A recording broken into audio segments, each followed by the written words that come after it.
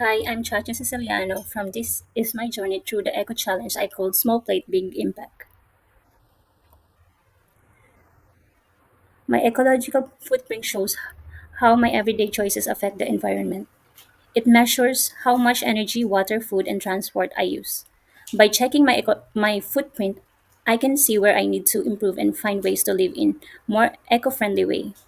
It helps me think about what changes I can make to help protect the planet. The biggest part of my ecological footprint is food. I eat a lot of meat, dairy processed food, and carb like rice and bread. I didn't realize before how much water and energy it takes to produce these foods, especially meat and rice. I also sometimes cook too much and end up wasting food. Now I want to try eating more vegetables, wasting less, and choosing local food when I can. These small changes can really make a difference for the planet. This week marked a positive start in building healthier habits, especially by focusing on eat more green leafy vegetables and reducing my carb intake. I've taken a mindful approach by tracking my food choices and noting how I feel both physically and mentally. I also started composting food waste like eggshells, like a small but meaningful step towards being more sustainable. Keeping a food journal and staying aware of my cravings is helping me stay motivated and focused on my goals. Going forward, I want to add more variety to the types of leafy greens I eat to keep meals interesting. I'll also try new low carb recipes to avoid getting bored and to make sure I, I stick with these changes in the long term. In week two, took things a step further. I committed to eating only 2 meals per day during weekdays and introduced meat-free days on Mondays and Wednesdays. Reducing my meal frequency was surprisingly hard at first. I found myself getting really hungry around 11 a.m. and again late at night. I started to realize how much of my old eating habits were based on boredom or convenience, not actual hunger. On the meat free days, I explored more vegetarian recipes. Things like chickpea salad, stir fried tofu, and roasted vegetable plates.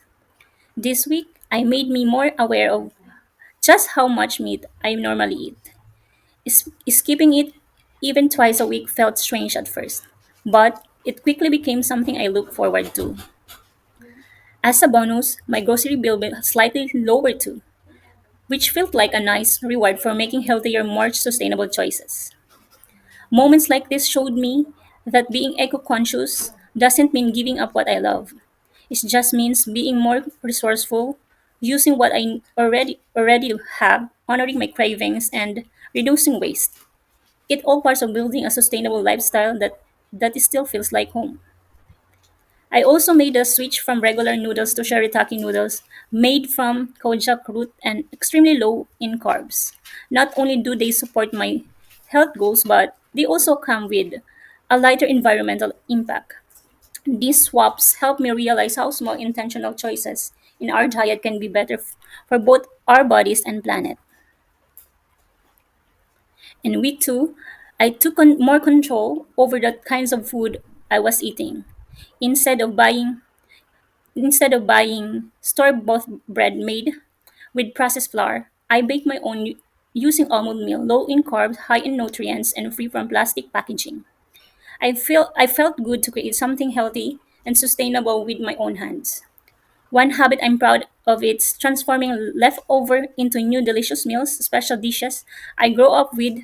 For instance, when I had leftover roasted chicken, I turned it into chicken sisig with capsicum and eggs.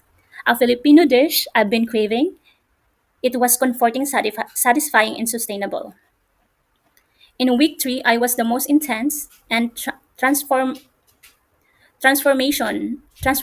so far. In additional to continuing my 2 meals per day routine during the week, I began OMAD, 1 meal a day, on Saturdays and Sundays. The first OMAD day was really tough. I woke up hungry, stayed hungry, and I had to keep myself busy with tasks like cleaning and doing my walk, just avoid thinking about food. I felt irritable at times and noticed my energy dip during the late afternoon. It made me realize how much I usually rely on food for comfort and routine. By Sundays, though sometimes shifted, my body seems to adjust. I felt lighter, more mentally alert, and even a bit proud of sticking with it. Emotionally, I felt more in control, and physically, I had fewer cravings than I expected. It felt like my body was getting a break from constant digestion, and I started appreciating the feeling of being truly hungry before eating. This week, I really depend my my understanding of mindful eating and made me more conscious of my relationship with food. I'm learning that discomfort isn't always a bad thing. Sometimes it leads to a better awareness and healthier habits. Over the 3 weeks, I made gradual changes to my eating habit to improve my health and reduce my ecological footprint. In week one, I focused on low carb meals and leafy greens. In week two, I started eating only 2 meals a day on a weekdays and added meat free days. In week three, I introduced OMAD, a 1 meal a day on a weekend.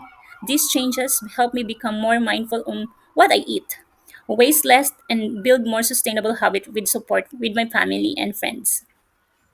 Across these 3 weeks, I've seen real changes.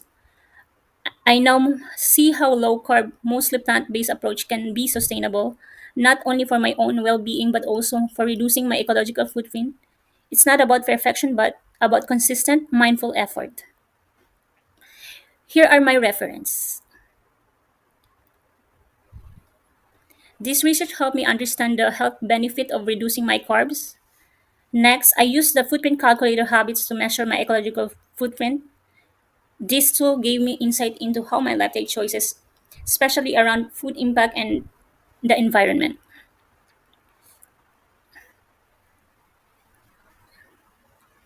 Thank you. I hope you learned something from me.